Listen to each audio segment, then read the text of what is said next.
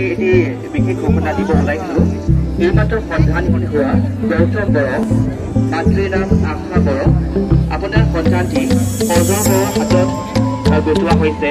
গতিকে আপুনি যদি নথকা কিয় আপোনাৰ সন্তানটিক অজয় বড়োৰ পৰা লৈ যাবৰ কাৰণে আমি বিনম্ৰে অনুৰোধ জনাইছোঁ।